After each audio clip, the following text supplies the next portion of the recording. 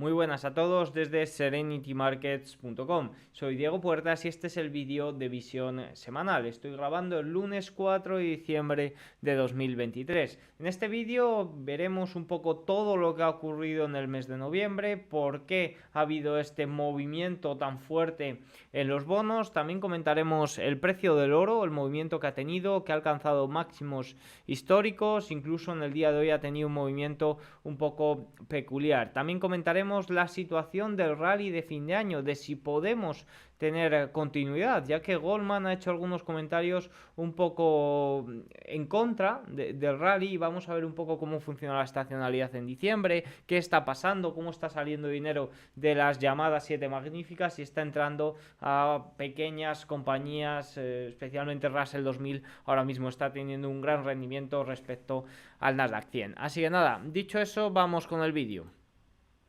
Arrancamos, el paper lo tenéis, el informe con los gráficos lo tenéis ahí en la web en cuanto se suba el vídeo y vamos a comentar en primer lugar algo que sucedió en octubre y es que se venía comentando que octubre podía ser el momento de shock, el momento de cambio de dinámica de los consumidores americanos especialmente, y así fue. Fíjense cómo tenemos aquí la evolución de las ventas minoristas intermensual, abril, mayo, junio fue muy débil, pero sobre todo julio, agosto y septiembre, tercer trimestre, fue muy fuerte para el consumidor. De ahí también que el dato de Producto Interior Bruto del tercer trimestre, pues estemos viendo unas revisiones por encima del 5%. Sí que es cierto que la segunda revisión con respecto a la primera hubo una caída del consumo personal y hubo una subida del consumo gubernamental, sí, ok, pero aún así sigue siendo un dato muy fuerte. Sin embargo, en octubre vimos un shock muy grande en las ventas minoristas y es que en octubre ya veníamos comentando cómo el consumidor estaba un poco al límite,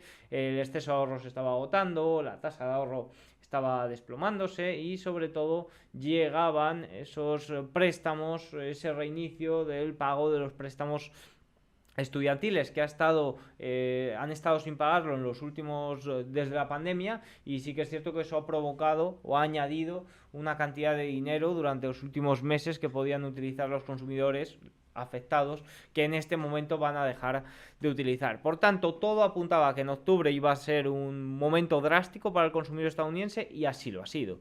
Y bueno, pues los primeros datos de octubre evidentemente se fueron conociendo a lo largo de noviembre. De ahí que en noviembre tuviéramos un movimiento totalmente contrario. Vimos durante septiembre y octubre que se conocían los datos de agosto y septiembre, cómo los rendimientos americanos se disparaban hasta, por ejemplo, el rendimiento a 10 años supera el 5%, el precio de los bonos se desplomaba y eso evidentemente afectaba mucho a la renta variable. Y en noviembre hemos visto un cambio totalmente distinto, ha habido un movimiento totalmente contrario, especialmente por estos débiles datos de octubre que cada vez o que han aproximado aún más las bajadas de tipos. Ya está totalmente descartada nuevas subidas y las bajadas de tipos ahora mismo se esperan para marzo. Fijémonos, vamos a repasar algunos detalles que ocurrieron en noviembre. Los mercados mundiales de bonos y acciones agregaron más de 11 billones de dólares en capitalización en noviembre, la segunda ganancia mensual más grande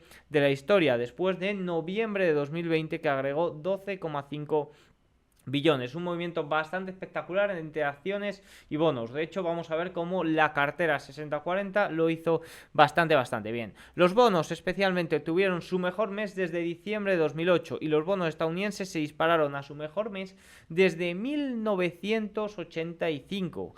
Y si miramos un poco la evolución anual del índice de Bloomberg de los bonos, vemos cómo recupera el positivo durante el año. Se hablaba mucho de tercer año consecutivo de bonos negativos, pues bueno, ya hemos tenido una recuperación importante que pasa a positivo. Fíjense que si vemos un poco la evolución de los rendimientos durante el mes de noviembre, vemos una caída bastante drástica, una caída, podríamos decir, récord, como así fue. Fíjense, en noviembre se produjo la mayor, no, este no es, bueno, no tengo ese gráfico, pero es una caída récord en el rendimiento en los rendimientos americanos, y también la semana, la última semana, aunque entra también un día de noviembre, hemos tenido un desplome bastante fuerte en los rendimientos. Evidentemente, esta caída de los rendimientos lo que ha ayudado sobre todo es a la caída de las condiciones financieras. Fíjense cómo las condiciones financieras desde julio se endurecieron en gran parte,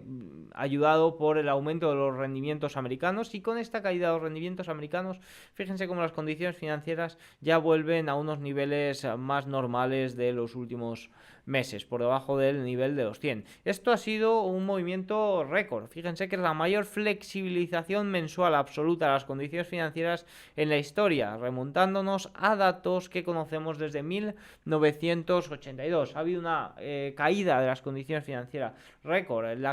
Este aumento al final fue el que produjo que se descartaran prácticamente, o que sustituía a la última subida de tipos que podía haber, y evidentemente esta caída es por la caída de los rendimientos, por la debilidad económica tan clara que estamos viendo. Hemos tenido datos de ISM en octubre por debajo de lo esperado, hemos tenido todo tipo de datos que nos indicaban que el consumidor se estaba desacelerando. Evidentemente, uno de los fundamentales, las ventas minoristas, el primer gráfico que hemos puesto en el vídeo de hoy. Fíjense que si continuamos avanzando un poco, ya vemos como las probabilidades, estos movimientos lo que ha provocado es que las probabilidades de bajadas de tipos ya se vengan hasta marzo. Fíjense como en el momento de sacar la captura fue de 41,5, pero ahora mismo se encuentra ya por encima del 50%. Si vamos a repasar un poco activos, vemos como el índice dólar cayó un 3% en noviembre, su mayor caída mensual desde noviembre de 2022 y la segunda mayor desde julio de 2020. Sin duda un movimiento a la baja del dólar bastante fuerte, que penaliza mucho. Sí que es cierto que la renta variable americana evidentemente ha tenido un buen rendimiento, pero se ha visto penalizada, sobre todo para los que estamos en otra divisa, se ha visto penalizada en un 3% por esta caída del dólar. El oro también subió hasta máximos históricos el día que cerraba noviembre. Ahora vamos a verlo más en detalle la situación actual, pero el día que cerraba noviembre y empezaba diciembre se encontraban en los 2041. Los precios del petróleo también cayeron por segundo mes consecutivo y de momento se encontraba a finales de noviembre rondando la media de 200 sesiones. Fíjense que si vamos a echarle un vistazo a todos estos activos en este momento, vemos al S&P 500 corrigiendo un 0,75 en el día de hoy, lunes. Vemos como el viernes cerró en máximo anuales. Y si nos metemos en el oro, vemos cómo, vamos a entrar más de lleno en los movimientos del oro, pero vemos cómo el 1 de diciembre hizo máximos históricos, y luego en el día de hoy, lunes 4 de diciembre, sobre todo en la apertura, llegó a tocar los 2000, a superar los 2050 dólares. El petróleo también no ha tenido muchos movimientos desde el cambio desde finales de noviembre, sobre todo se vio afectado en ese último día por la reunión de la OPEP y de que no se anunciaran esos recortes, que sí que se han anunciado de forma voluntaria, pero que el mercado no termina de creérselos. Por tanto, así es como acabó el mes. Fíjense que si vamos a pegar un repasito, también alguna pincelada a Europa y a Asia, fíjense como en Europa el movimiento ha sido muy parecido al de Estados Unidos. Ha habido un mes especialmente al alza, especialmente sobre todo en el IBEX 35, que ha tenido un gran mes. Fíjense que si ponemos velas mensuales vemos una subida de un 11,54% en lo que va de mes, superando máximos prepandemia. Ya en el IBEX 35 ya también en España superamos esos mínimos. En cambio, la otra cara de la moneda es el Hansen, que alcanza y que sigue desplomándose hasta mínimos desde noviembre del año 2022. De momento, China no levanta cabeza, y por más que se trata de añadir estímulos, incluso poniendo en riesgo los déficits, China no termina de levantar cabeza. Dicho esto, y ya viendo un poco el contexto de cómo hemos cerrado noviembre, de las razones por qué hemos tenido esta caída, especialmente en los rendimientos, subida en los bonos, subida también en renta variable, que sin duda ha estado incentivada por esa debilidad económica, ese shock que hemos visto en el consumidor a partir de octubre y con los datos que se conocían en noviembre, pues vamos a repasar un poco cómo cerró la semana pasada el oro y qué ¿Qué recorrido puede tener a partir de aquí el oro? El oro cerró la semana, como hemos visto, en máximos históricos y la ha arrancado el lunes 4 de diciembre también en máximos históricos en primera hora de la apertura. Sin embargo, recuerde, vamos a hacer un poco de cabeza y vamos a recordar que cuando más estaba sufriendo el oro, en septiembre, cuando estábamos a punto de ver ese gran aumento de los rendimientos reales, ese gran aumento de los rendimientos americanos, que perjudica mucho al oro, vimos como Goldman ya nos decía que estaba viendo un interés bastante grande en el ETF GLD de oro, es decir, estábamos viendo cómo los rendimientos reales seguían aumentando y la demanda de oro también lo hacía. Fíjense que nos daba datos de lo que estaba sucediendo, pero también nos daba opiniones, tanto de Goldman como de Timiraos. Yo con las casas de análisis, la verdad que siempre digo una frase que es no hacer tanto caso a lo que dicen, pero sí que observar mucho los datos que nos dan y lo que están haciendo realmente las manos fuertes que ellos siguen. Fíjense como aquí las manos fuertes estaban añadiendo opciones de compra en un momento que era bastante débil para el oro, y luego nos dicen una apuesta que el fin de ciclo de subidas de tipos se estrellará, es decir, el aterrizaje duro, que iba a venir debilidad económica, algo que también se ha producido. Y luego Timiraos nos dice, los aviones aterrizan, las economías no. Bueno, ese discurso de soft landing de momento no se puede confirmar ni soft ni hard landing. Sí que es cierto que de momento estamos viendo una debilidad económica simplemente y una desinflación también bastante clara, y de momento no estamos viendo aterrizaje duro. El problema es cuando la debilidad económica se transforme en datos realmente malos. De momento, al ritmo que se está frenando la economía en este cuarto trimestre, y si no hay nada que lo solvente, sí que podríamos tener peligro de cara al primer trimestre, a que los datos económicos sean realmente malos y veamos ahí sí un shock en los inversores. Pero fíjense aquí como Goldman nos decía que aproximadamente 440 contratos de opciones de compra en el ETF GLD, la cifra más alta desde marzo. Estábamos en septiembre, fíjense que si nos vamos a ver el oro, estábamos aquí en septiembre previo a esta gran caída que tuvimos, y ya nos estaban diciendo que se estaba viendo opciones de compra masivas en el oro. También el oro tuvo un gran repunte en marzo, especialmente por la crisis bancaria regional, que fue cuando hizo este triple techo de máximos. Fíjense que si continuamos observando, también hemos visto durante las últimas semanas, los últimos meses, incluso los últimos trimestres, como la demanda por parte de los bancos centrales de oro también aumentaba, especialmente en China, que sí que es cierto que dista mucho las cifras de toneladas, las toneladas de oro que tienen con respecto a las que cuentan oficialmente, pero bueno, aún así sigue siendo un claro indicador de que los bancos centrales están especialmente protegiéndose frente a algo, sobre todo China. Y bueno, pues dicho esto, ya hemos visto un poquito indicadores que hacen pensar que la demanda de oro es bastante grande, y ahora vamos a ver un poco qué puede suceder. A ver, ¿por qué se mueve principalmente el precio del oro? Pues fíjense este gráfico, que es de cosecha propia, es un gráfico hecho por mí, no podéis encontrar en otro lado, en el que vemos como el precio del oro está siempre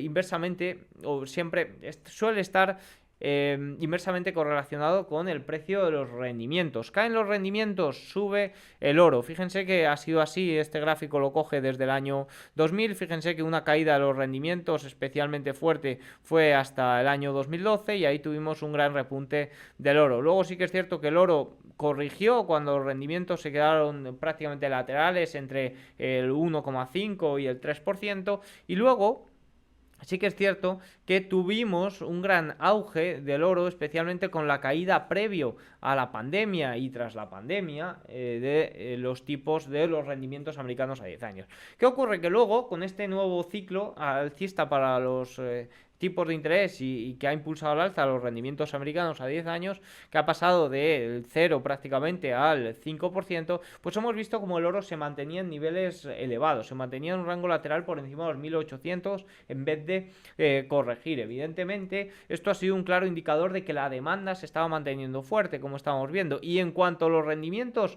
americanos, los rendimientos reales han corregido, fíjense como el oro se ha lanzado hacia máximos históricos. ¿qué ocurre? ¿Qué pasa? Que como hemos visto antes, las probabilidades de bajadas de tipos cada vez están más cerca, y una bajada de tipos provocaría una bajada de rendimientos reales, y eso evidentemente puede ser un nuevo impulsor o un catalizador mayor para el oro, para que se consolide ya por encima de este triple techo situado en los 2050-2075, zona donde ha rechazado en el día de hoy. ¿Qué ocurre? ¿Hasta dónde pueden corregir los rendimientos? Bueno, pues ya vemos cómo la debilidad económica es bastante grande, se está haciendo notar sobre todo este cuarto trimestre en Estados Unidos. En Europa ya ni te cuento, que ahí ya no es debilidad económica, ahí incluso hablaríamos de datos en recesión.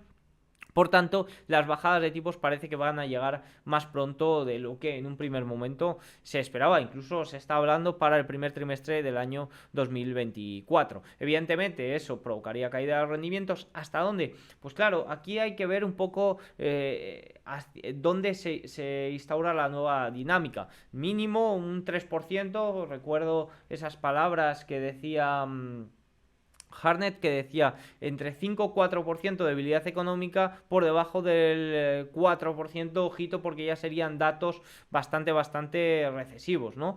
Por tanto, veremos a ver cómo se instaura, cómo aterriza la economía, pero mínimo una continuación o un movimiento a la baja, quizás algo más controlado de los rendimientos, es algo que puede ocurrir con mucha probabilidad, y que eso beneficiaría al oro, simplemente porque las bajadas de tipos cada vez están más cerca y cada vez se están descontando más, como estamos viendo. ¿Qué ocurre también? Una explicación para que el precio del oro se mantuviera en niveles laterales en este último ciclo al alza de los rendimientos, pues es un poco el balance o los activos de la Reserva Federal, que también tienen un movimiento bastante ligado, mayores estímulos tanto monetarios como fiscales que no aparecen en la foto, pues es un incentivo a comprar oro, a comprar refugio de valor, porque la moneda fiat cada vez tiende a valer menos. ¿Qué ocurre? Que los estímulos monetarios, pese a corregir, no han corregido de una forma drástica. Los activos del balance de la Reserva Federal, fíjense que se han multiplicado por 8 desde el año 2008, y eso evidentemente es un incentivo para bancos centrales, para bancos centrales y para todo el mundo, de comprar oro y de tratar de guardar valor de una moneda que cada vez vale menos, ¿no? Por tanto, aquí también estaría una de las claves de por qué el oro ha mantenido este rango lateral, y en cuanto los rendimientos reales han empezado a caer, se ha disparado. De momento vemos como el balance, el QT, los activos de la Reserva Federal siguen corrigiendo, pero en algún momento debería de darse la vuelta, básicamente porque ya estamos viendo cómo mínimas correcciones provocan movimientos a la baja bastante grandes en los activos. Aquí es un poco el dilema que venimos comentando durante los últimos meses, que yo lo digo bastante, que es que elegir un poco qué queremos que pase, si una inflación por encima del objetivo, una inflación más elevada de lo que estábamos acostumbrados, o una recesión que haga una limpieza total del balance de la Reserva Federal y de todos los estímulos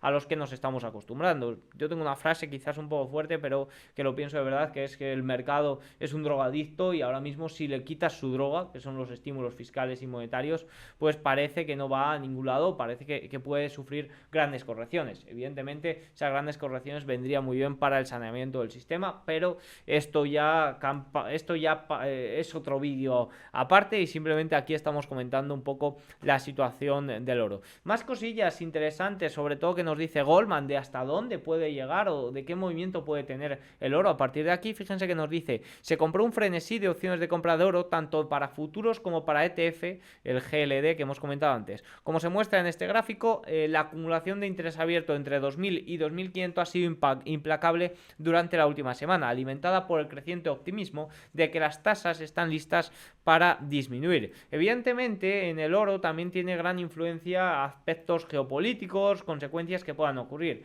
¿Qué pasa? Que de cara a 2024 tenemos elecciones en Occidente en general, y la verdad que eso no invita mucho a que puedan ocurrir eventos geopolíticos bastante grandes. Se suele tender más a una paz controlada, para lograr que los líderes políticos obtengan sus objetivos de ser reelegidos, ¿no? Por tanto, la parte geopolítica o de eventos geopolíticos de cara al año que viene parece que no puede ser relevante, pero sí que es cierto que también hay que tener en cuenta cómo actúa, porque fíjense que desde 1 de octubre el oro ya se empezó a disparar por ese conflicto Israel-Gaza y por el miedo de lo que podía ocurrir ahí. De momento hemos tenido al oro en el día de hoy que se ha disparado, como digo, por encima de los 2150. De momento la zona está a los 2070, 2050, es una zona muy relevante, es una resistencia que ha frenado el precio del oro ya en 3 ocasiones anteriores, por tanto no parece fácil que se pueda romper. Evidentemente en el medio plazo yo sí que pienso que se puede romper. Que a corto plazo puede haber una ligera corrección, pues oye, es posible, pero la tendencia a la baja, que ya se está descontando bajadas de tipos próximamente, la tendencia a la baja que de los rendimientos también que siguen un poco esos tipos de interés, pues evidentemente va a ayudar a que el oro supere esta zona de los 2050. De momento veremos a ver qué ocurre, pero sin duda esto es un poco lo que se ve de cara al precio del oro. Ya aquí el mercado de opciones, un poco el mercado cuantitativo nos está diciendo que puede haber un movimiento fuerte entre los 2000 y que se lance a los 2500 en caso de romper estas zonas de resistencia importantes. Dicho esto, aquí falta alguna letra, pero aquí ponía rally de Navidad o situación de Navidad. Vamos a comentar un poco la situación de la renta variable, en este caso americana, y qué podemos esperar para los primeros días de diciembre, incluso para el mes entero. Fíjense en este gráfico, que es el gráfico de estacionalidad del S&P 500, y vemos una ligera corrección a primeros de diciembre. Fíjense en este gráfico también de Ryan Detrick, muy relevante, que vemos la estacionalidad solo del mes de diciembre. Vemos unos primeros días ligeramente al alza, una pequeña corrección, es decir, unos días más bien laterales, hasta el 14-15 de diciembre, que es cuando comienza ese famoso rally de Navidad, rally de Santa Claus o como queráis llamarlo, y ahí es cuando se empieza a beneficiar. Muy bien, ¿qué estamos teniendo tanto los últimos días de la semana pasada como en el día de hoy? Pues estamos viendo un triple Q, es decir, un Nasdaq 100 prácticamente plano, corrigiendo en el día de hoy, y un movimiento al alza tanto de los meme stocks como de las posiciones más en corto, en este caso Russell 2000. Se está viendo un gran movimiento al alza. Fíjense que si vamos a ver el movimiento del día de hoy, vemos al Russell 2000 subir un 0,61 y vemos al Nasdaq 100 corregir un 1,37%. Y es que fíjense que si nos vamos a ver los 7 magníficos, todos, Tesla sí que es cierto que está más rezagado, pero fíjense, Apple corrigiendo un 1,53, Microsoft un 1,8 en zona de soporte importante, Amazon 1,5 también zona de soporte, Nvidia media de 50 sesiones, Google 2,38, Meta 1,88% a la baja. Sobre todo son las 7 magníficas y especialmente las que impulsaron el rally desde o durante todo el mes de noviembre, las que están corrigiendo en el día de hoy, y es dinero que está yendo, que está fluyendo hacia el Russell 2000. Fíjense que si nos ponemos el mapa de Finbit, del movimiento que tuvimos la semana pasada, vemos salir sobre todo los grandes valores, vemos los valores más grandes cómo están en rojo, y vemos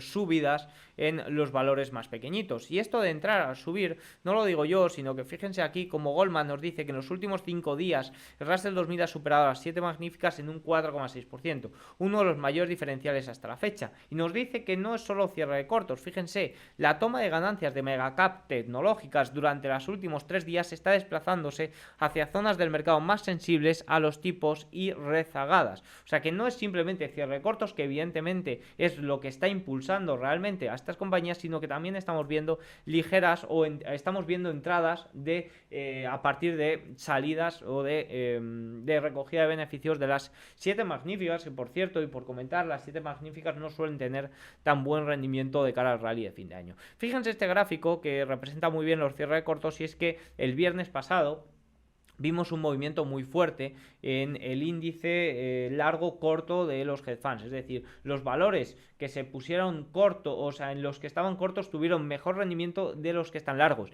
Y es que los hedge funds últimamente solo sirven de indicador contrario, no suelen perseguir muy bien la situación del mercado. Otro punto también para comentar del Russell 2000 y de esta diferencia con el Nasdaq 100 es la amplitud. Fíjense que me gusta mucho seguir el porcentaje de valores del S&P 500 que se encuentran por encima de la media de 200 sesiones, y fíjense como el viernes ya superó el 60%, y en el día de hoy muy probablemente se supere también niveles importantes, 65 incluso, quizás se aproxima al 70%, ya muy cerquita de esos máximos de julio. Hablábamos de que el S&P 500 había superado los máximos de julio y la amplitud estaba bastante rezagada, pero es que generalmente se suele producir así. Vemos como, por ejemplo, este rally que tuvimos en verano, vemos como sobre todo son al principio los 7 magníficos y luego ya es la amplitud, luego ya es el resto de valores más pequeñitos los que siguen o acompañan a estos 7 principales valores. Algún comentario también que me ha parecido muy relevante o que es de lo más relevante que he encontrado en el día de hoy, que es de Goldman y de que nos dice que los indicadores alcistas se están agotando. Tenéis en la sección de opinión de expertos para los premium el informe completo, pero sobre todo voy a comentar alguna cosilla que veo relevante. La primera, los CTAs. Recordemos que los CTAs fueron muy importantes en este movimiento al alza que ya se venía anunciando desde finales de octubre. Fíjense, la simetría de la exposición táctica del CTA está firmemente sesgada a la baja después de comprar 225.000 millones en el último mes y ahora tener una posición larga de 92.000 millones. Hubo unas compras tan fuertes durante el último mes que en este momento el sesgo es más bien bajista. Fíjense también otro punto importante es la exposición bruta de Goldman Sachs Prime Book que se sitúa en los percentiles 99 en rangos de 3 y 5 años, es decir, están ya muy expuestos y no hay margen para sorpresa. Esto es un poco también lo que ocurrió en Nvidia. Mucha gente o muchos inversores se preguntan ¿qué ocurre con Nvidia? ¿Por qué desde que presentó resultados fíjense que ha caído un 8%, un 8-9%? Si presentó unos resultados con un crecimiento interanual de más de un 200%. ¿Qué ha ocurrido? ¿Por qué no se dispara el valor? Pues es que el posicionamiento ya es tan alto que no hay margen para sorpresas. Recordemos que Nvidia ha subido más de un 200% en lo que va de año. No hay margen para sorpresa y eso es un poco lo que nos está diciendo o el indicador de que este movimiento al alza, los indicadores que anunciaron este movimiento al alza, especialmente en las Megatech, están agotándose. También vimos cómo se veían salidas de acciones individuales para entradas a ETFs de alta capitalización. Eso tampoco lo estamos viendo en este momento. Por tanto, la recogida de beneficios de las grandes tecnológicas y entrada en los valores más pequeñitos parece realmente un hecho. Fíjense, otro punto que también comentan es que el sentimiento ha aumentado y ya no quedan bajistas. Evidentemente, cualquier sentimiento contrario de los minoristas suele ser un gran indicador de compra simplemente por pensamiento contrario. Pues en este momento esto ya no vale, sentimiento alcista ha vuelto a los minoristas. También otro punto importante es la ventana de recompras. Recordemos que se juntaron a finales de octubre, principios de noviembre, se juntaron los CTAs con sesgo alcista, un sesgo alcista prácticamente récord, unos hedge funds con un posicionamiento corto también máximo, se juntaron también esta ventanilla de recompras, se juntó que todos los datos apuntaban a una debilidad bastante económica, que de unos datos que todavía no estaban descontados, se juntaron varios factores, de hecho ahora no recuerdo todos, pero también por ejemplo la amplitud no estaba dando una señal contraria, ya que era bastante baja. De hecho, fíjense que si nos vamos a ver el porcentaje de valores por debajo de la media de 200 sesiones, fíjense que a finales de octubre era por debajo o estaba justo por encima del 20%. Eran datos mínimos. Y la ventanilla de recompras también fue uno de ellos. Hemos tenido unas recompras récord durante este mes de noviembre y en este momento van a reducirse. Fíjense, esta es la última semana para que las empresas aumenten su exposición, el fin de la ventanilla abierta. Por tanto, vemos varios factores. Fíjense aquí también como Goldman nos dice evidentemente que las acciones que representan o que lideran el mercado son 7, especialmente los 7 magníficos, y que están ya bastante agotadas. Fíjense lo que nos dice. 7 acciones representan el 28% del índice S&P 500. La construcción del índice, los flujos pasivos de planes de jubilación y literalmente el tema más importante de 2023, 7 magníficos, confiamos. No estoy recibiendo, nos dice Goldman, ninguna pregunta sobre los 7 magníficos a partir de ahora. Todas las preguntas se centran en los 493 o en el campo, es decir, en el resto. En mi vista previa a los flujos de fondos para 2024, argumenté a favor de small caps, emergentes y China, bancos y value. Esto será un aspecto ligeramente negativo para el S&P 500, pero no nos habla del resto de valores, sino que nos habla negativo especialmente para los 7 magníficos. Por tanto, este agotamiento de indicadores es especialmente centrado en los 7 magníficos. Evidentemente, eso finalmente arrastrará al S&P 500. Pero fíjense que también ¿Dónde lo tengo? El cierre de fondos mutuos, que también muchos fondos mutuos, está por aquí pero no lo encuentro, muchos fondos mutuos cerraron también, aquí está, mira, el cierre de año de los fondos mutuos, que es el 29 de diciembre, muchos también lo hicieron en octubre, que ahí comentábamos que también era un factor importante, pero la otra parte lo hace ahora en diciembre. Por tanto, Goldman nos está diciendo muchos factores, muchos indicadores que parece que se están agotando y que fueron los impulsores de este gran movimiento al alza. Dicho esto, y ya por concluir el vídeo, que ya son 29 minutos y lo estoy alargando demasiado, tenemos que comentar un poco lo que ocurrirá esta semana. Tenemos datos relevantes en China con ese PMI Caixin de servicios, no es el dato oficial, en los datos oficiales ya estuvimos la semana pasada y no mostraron grandes mejoras, se mantiene muy débil los datos de PMI, tanto manufacturero como no manufacturero en China. En la eurozona también tendremos datos de PMI de servicios para mañana, se esperan datos ligeramente superiores al mes anterior, ventas minoristas, un crecimiento prácticamente nulo, incluso no me sorprendería que salieran datos negativos, producción industrial, PIB, lectura del tercer trimestre, se espera un dato en menos 0,1% de crecimiento, también tendremos la confirmación de inflación alemana el viernes. Para Reino Unido, precios de la vivienda, y en Estados Unidos tenemos platos fuertes con ISM de servicios para mañana martes. Recordemos que el ISM manufacturero sorprendió a la baja y se quedó en el 46,7%, mismo dato que el mes anterior. Ofertas de empleo JOLTS también, datos de la consultora ADP, petición semanal de subsidio y sobre todo platos fuertes para el viernes con nóminas no agrícolas y tasas de desempleo. Ya vimos el mes anterior cómo el empleo se estaba desacelerando de forma rápida y veremos a ver qué nos presenta este mes. Habrá más datos y actualizaciones durante la semana en la web de Serenity Market sobre lo que piensan las casas de análisis sobre ello. Por lo demás, poco más que decir, tienen todos los datos, espero que les haya gustado el vídeo. Si es así, hacedmelo saber con un like, un comentario y nos vemos mañana. Chao. Bueno, mañana no, la semana que viene. Chao.